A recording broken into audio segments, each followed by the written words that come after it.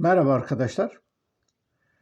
Milletleşmelerin Avrupa'daki tarihsel izlerine, değişik milletleşme örneklerine bakarak bu videoyu çekmek istiyorum. Hatırlayacağınız gibi bir önceki videoda milletleşme açısından Avrupa'daki özerk kent olgusunun önemli bir gelişme basamağı olduğunu, ilk milletlerin Avrupa'da çıkmalarının tarihsel temellerine ve toplumsal gelişmelere baktığımızda özerk kent olgusunun çok önemli bir rolünün bulunduğundan söz etmiştim.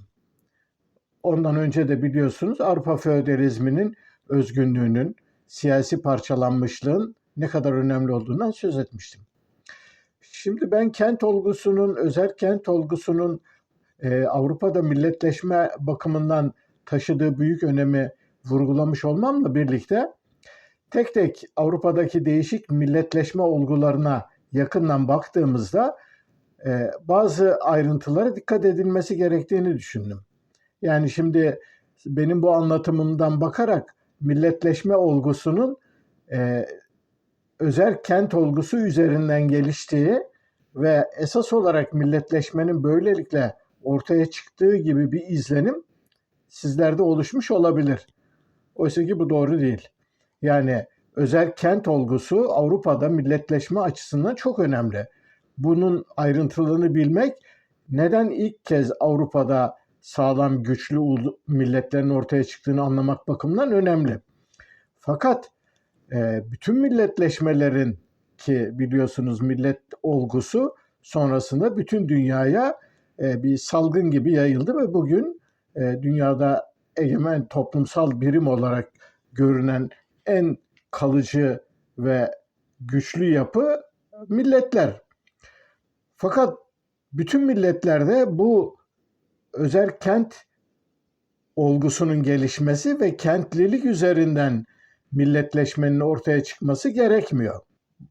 Bunun en canlı kanıtı Türk milletleşmesi. Cumhuriyet öncesinde İstanbul'un işte Batı Avrupa'da oynanılan bir rolü oynamadığını, imparatorluğun yani padişahın iki dudağının arasında bir yapı olarak hiçbir özelliğinin şunun bunun olmadığından söz etmiştik. Ama buna rağmen Türk milletleşmesi tamamlanabildi. Ya da Afrika'da, Uzak Doğu'da birçok yeni milletlerin ortaya çıkmasına baktığımızda bu özerk kent olgusuyla ya da kentleşmeyle ilişkili hiçbir şey bulamayız. Demek ki Avrupa açısından özerk kent olgusu önemli, fakat milletleşmenin geneli bakımından bakıldığında kent olgusu, özerk kent olgusu zorunlu bir koşul değil. Şimdi bu konu kafayı karıştırabilir. Dolayısıyla bir takım somut örnekler üzerinden bu Avrupa'daki özerk kent olgusunun milletleşme üzerindeki etkisini biraz daha açmak istiyorum. O zaman konu daha net bir biçimde anlaşılacaktır. Şimdi burada özerk kent olgusunun milletleşme üzerine olumlu etkisinin en saf, en güçlü örneği olarak Lüksemburg'a örnek verebiliriz. Yani Lüksemburg denilen ülke ya da Lüksemburg milleti dediğimiz ülke aslında 10. yüzyılda Bak kayalığı denilen bir kayalıkta kurulan çok böyle güçlü, zapt edilmesi olanaksız inanılmaz bir kalenin çevresinde gelişen bir milletleşme öyküsü. Yani özerk kent olgusuyla milletleşme nasıl olmuştur örneğine verilebilecek en iyi yanıt Lüksemburg'tur. Yani Lüksemburg'un internette yapay zekaya Lüksemburg milletleşmesi, Lüksemburg'un bir millet haline gelmesi yazdığınızda karşınıza çıkacak kısa bir özetten bu dediğimi çok kolay bir şekilde anlayabilirsiniz. Yani bir kale, o kalenin çevresinde bir kent, o kentin güçlenmesi, kente bağlı olarak çevresindeki insanların bir kentlilik bilinciyle birlikte ileride oluşabilecek bir milletin nüvesinin oluşturulması. Yani bu kadar saf, duru, hiçbir kafa karıştırıcı başka öğeye ihtiyaç duymadan bir milletleşmenin kentin millet haline gelmesinin en tipik örneği olarak Lüksemburg'u söyleyebiliriz. Burada özel kent olgusu milletleşme açısından belirleyici bir konum. Belirleyici ve göze çarpan bir konum. Fakat özel kentlerin tarihine, geçmişine gittiğimizde aslında özel kentlerin en güçlü, en yaygın oldukları yer İtalya. Biliyorsunuz yani İtalya birliğini ancak 19. yüzyılda, 19. yüzyıla doğru sağlayabilen bir ülke. Yani 1900'lerin başına kadar İtalya'da bir devlet yoktu. Yani bir milli devlet yoktu. Milli devletin kurulması için İtalyanlar yaklaşık 100-150 yıl, yani Batı Avrupa'daki diğer, örneğin bir Fransa'ya, bir Hollanda'ya, Danimarka'ya ya da diğer ülkelere bakıldığında İtalyan milletleşmesi son derece geç olmuştu. Bunun nedeni neydi? İtalya'da bir milletin ortaya çıkmamasının en önemli nedeni İtalya'da tarihsel süreçte ta 11. 12. yüzyıllardan başlayarak kurulmuş olan çok güçlü kent devletlerinin varlığıydı. Yani İtalya'da şehirler, şehir devletleri, kentler, özerk kentler öylesine güçlü, öylesine bir bağımsız bir biçimde hareket edebilen ve birbirleriyle rekabet eden bir yapıdaydılar ki özel kent olgusu İtalyan milletleşmesinin önündeki en büyük engel konumuna geldi. Şimdi buna benzer bir durum aynı şiddette ve yaygınlıkta olmasa da örneğin Alman milletleşmesi açısından da var. Fakat Almanların bir farklılığı, Almanların düşünce ve kültür dünyasında romantizmin başlamasıyla birlikte geliştirdikleri çok güçlü kültürel gelenekleri ve büyük düşünürleri olduğu için Almanlık bilinci ya da Almanya'da millet oluşturma bilinci kültürel temelde de olsa kent önceliğini baskılayabildi ve dolayısıyla Almanya'daki milletleşmede kent olgusu o kadar İtalya'daki kadar güçlü bir engel oluşturmadı. Ama orada da oluşturdu. Yani Alman birliğinin sağlanması da ancak 19. yüzyıla doğru 1870'lerden Bismarck'tan sonra gerçekleşebildi.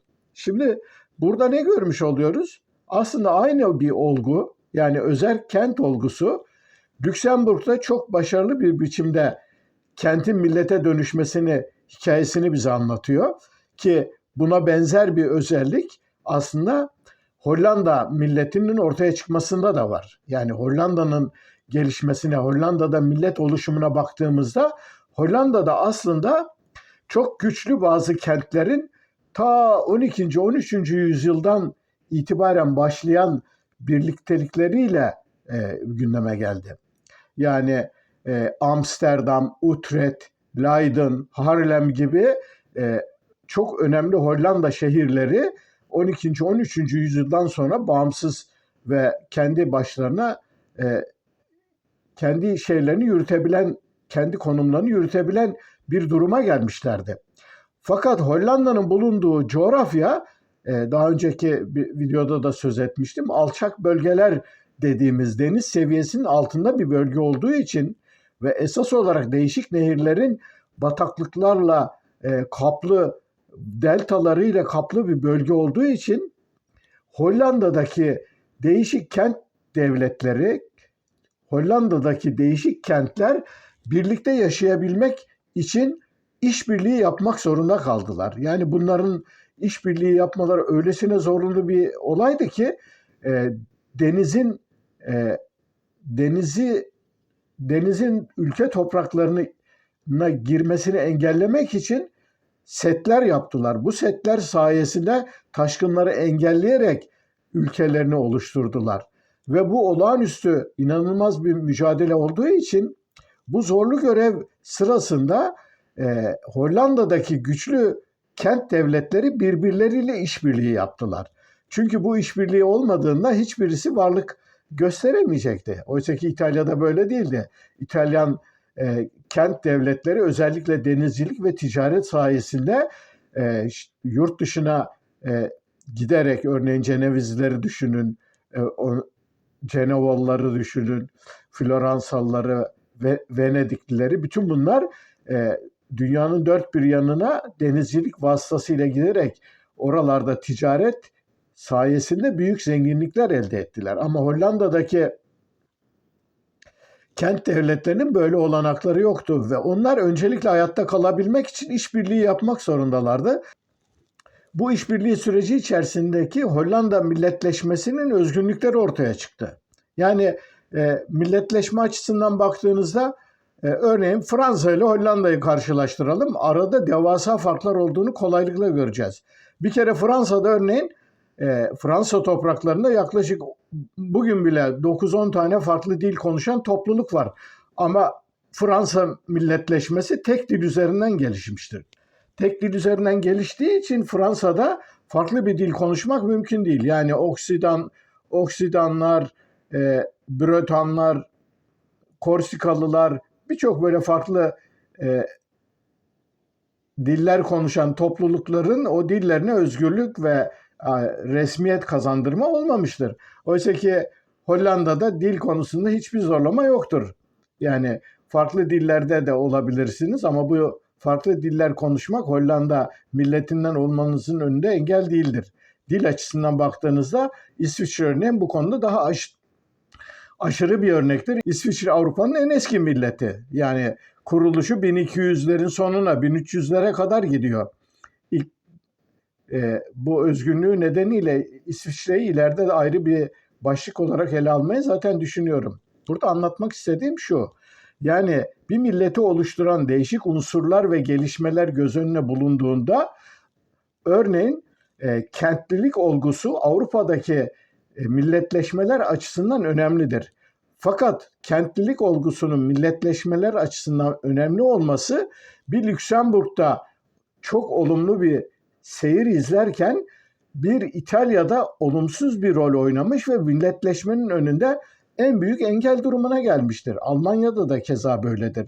Ama Hollanda'da güçlü devletler ve bu güçlü devletlere bağlı olarak kentlerdeki yurttaşlık bilincinin gelişmesi ve yaşadıkları coğrafyanın koşulları onları işbirliğine zorladığı için Hollanda milletleşmesinde kentler çok son derece önemli rol oynamışlardır.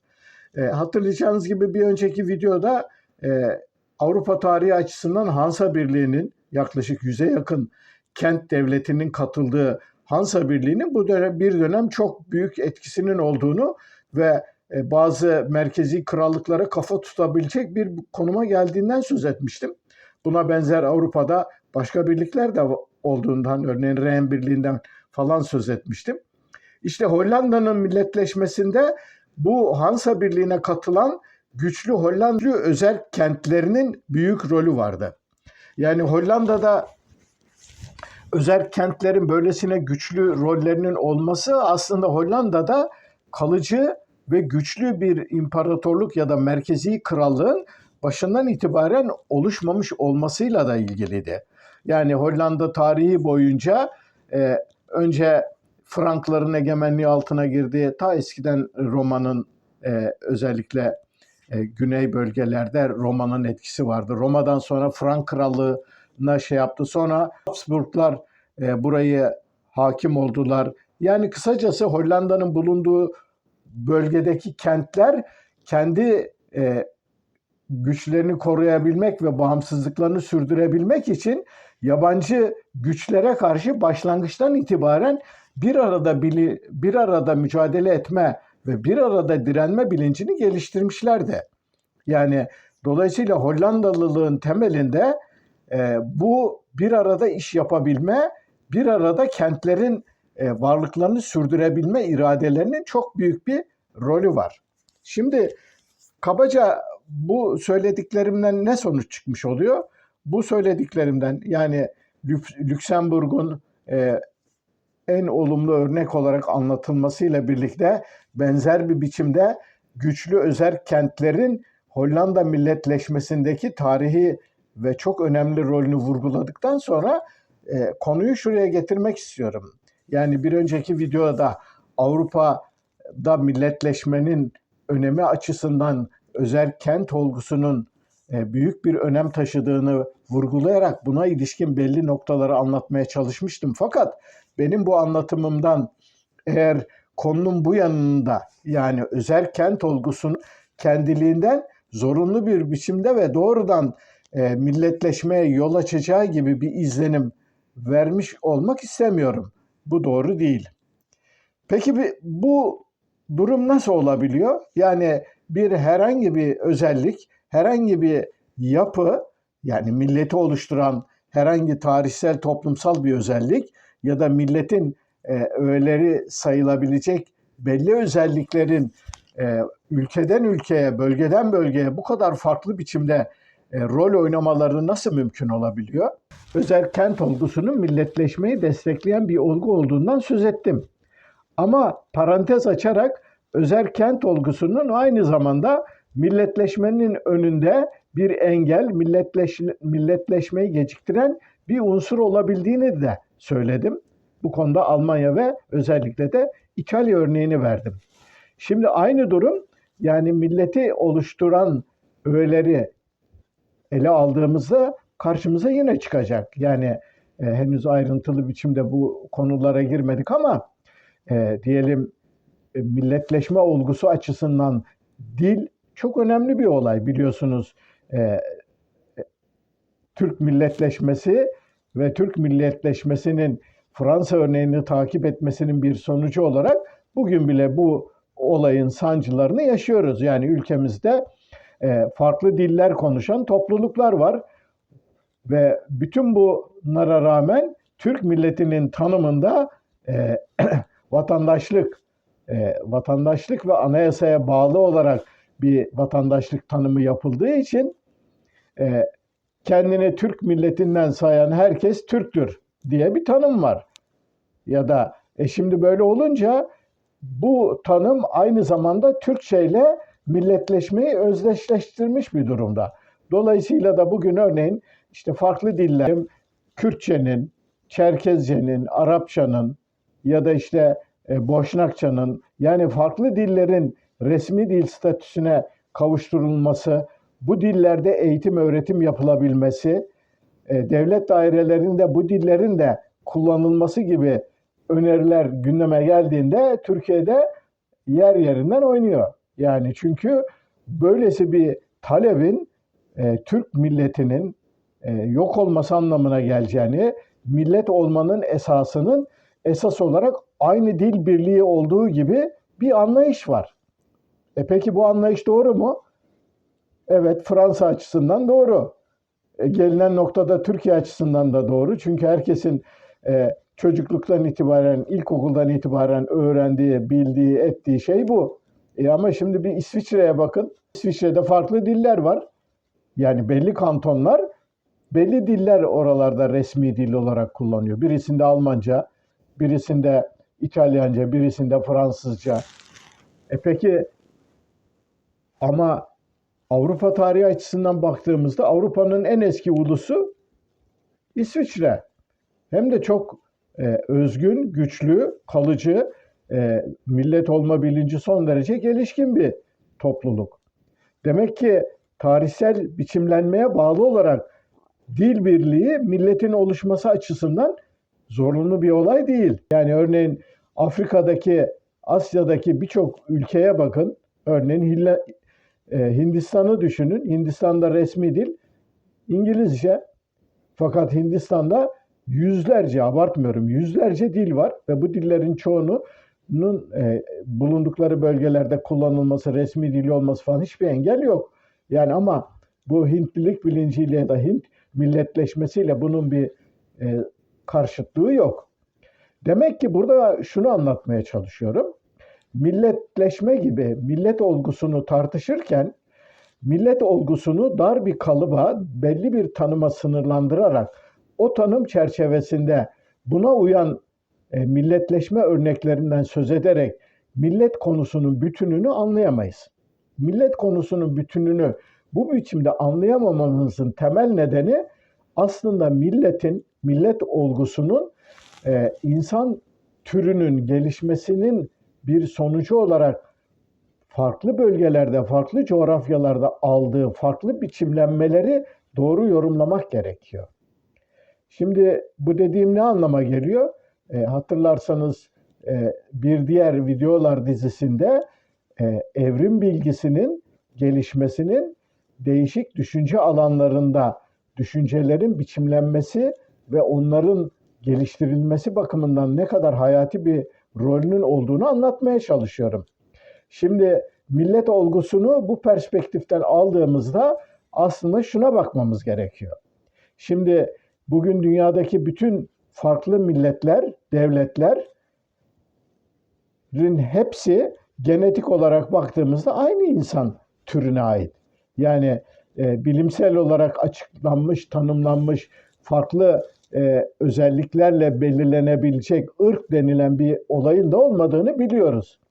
Şimdi durum böyle olunca aynı insanların kökenleri ve bütün özellikleri aynı olan, aynı beyin yapısıyla, aynı vücut donanımıyla, aynı içgüdülerle doğmuş ve yaşamını sürdürmekte olan bireylerin oluşturduğu toplulukların birbirlerinden bu kadar farklı bir hale gelmesinin nedeni nedir? Yani millet dediğimiz olgu insan türünün kendi doğasından, yapısından kaynaklanarak, süzülerek gelen bir özellikler bütünü değil.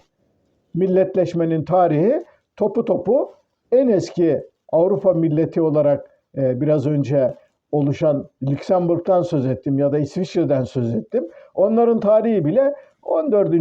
yüzyıla kadar gidiyor. 14. yüzyıldan önce oralarda da hiçbir böyle kendi bir bütünlük oluşturmuş etnik ya da dilsel ya da herhangi bir biçimde birbirine bağlı insanlar topluluğu yoktu. Aynı durum genel olarak Avrupa'ya baktığımızda milletlerin ortaya çıkması ve görünür hale gelmesinin 18. yüzyıldan sonra olduğunu söylüyoruz. Dolayısıyla yani 18. yüzyıldan sonra görünür hale gelmesi, yani siyasi düzlemde ve dünyadaki tarihsel toplumsal gelişmelerin seyrini belirleyebilecek bir noktaya gelmesi bu tarihe denk düşüyor. Ama ondan önce ilk milletleşmelerin işte Lüksemburg, İsviçre, Hollanda örneği gibi yani 16. 17. yüzyıldan çok daha önce olabildiği ülkeler var. Ama esas olarak millet dediğimiz olguların dünya siyaset sahnesine çıkması ve belirleyici, tayin edici bir güç olarak ortaya çıkması esas olarak 18. yüzyıldan sonra oldu. 19. ve 20. yüzyılda ise milletlerin artık dünyada egemen hale geldiği ve bütün siyasi toplumsal gelişmeleri milletlerin yön verdiği bir duruma geldik. İyi ama bu durum bize şunu gösteriyor. Demek ki aynı insan türü, aynı canlılar, aynı beyin yapısıyla, aynı içgüdülerle, aynı yetenek ve becerilerle dünyaya gelmiş topluluklar birbirlerinden tamamen farklı, siyahla beyaz denilebilecek kültürel toplumsal özellikler ve gelişmeler sağlamış durumdalar. İşte bunların kendini ifade ettiği bir biçim olarak millet olgusu böylesine farklılıkların bir sonucu olarak ortaya çıkabiliyor. Şimdi bu durumu aslında dinsel inanışlarla da paralel kurabilirsiniz. Yani dünyada çok değişik dinsel inanışta olan topluluklar var. Yani tek tanrılı dinler bugün ağırlıklı olarak dünyanın belli coğrafyalarında egemenlik kurmuş olsalar da dünyadaki inanç sistemlerine baktığınızda dünyanın dört bir yanında çok farklı inançta olan insanlar var. Yani en somut bir şey söyleyeyim. Örneğin bir kendinizi yoklayın. Örneğin bir Çinlilerin inanç sistemini anlamaya çalışın ya da bir Japonların, Doğu Asya'daki bir takım toplulukların bunların aslında hangi dinden olduklarını, nasıl bir inanç sistemlerinin olduklarını, neye inandıklarını bilemezsiniz. Çünkü çok bu konuda özel olarak çalışmamışsanız, ayrıntılı araştırmalar yapmamışsanız bu konuda bilgi sahibi olmanız mümkün değil. Aynı durumu işte Avustralya'yı, Okyanusya'yı, Afrika'nın değişik bölgelerini, Güney Amerika'yı, Güney Amerika'daki görünüşte Hristiyan olan ama yerel toplulukların çok farklı melez inanç sistemi geliştirdikleri toplulukları düşünün. Oralarda da sonsuz bir çeşitlilik var. Peki bu çeşitlilik bize ne anlatıyor? Tıpkı milletlerin siyasi kültürel gelişmelerle milletlerin birbirlerinden ayrışmaları gibi inançsal temelde de topluluklar birbirlerinden son derece ayrılabiliyorlar. Ve bu ne oluyor? İnsan toplulukları içerisindeki güç ilişkileri ve yönetim konumları bakımından baktığınızda din nasıl bir rol oynamışsa milletler de aynı rol oynuyorlar. Yani geçmişte 18. yüzyıldan önce bütün krallıklar, bütün hükümdarlıklar, imparatorluklar esas olarak kendilerini dini terimlerle ve dini inançlar ve ritüellerle meşrulaştırmaya ve onların bir temsilcisi olarak sunmaya çalışıyorlardı. Oysa ki 18. yüzyıldan sonra milletlerin ortaya çıkmasıyla birlikte dinin yerini millet aldı. Yani millet dediğimiz meşruiyet aracı bambaşka koşullarda ve farklı nedenlerle ortaya çıkan bir olguydu.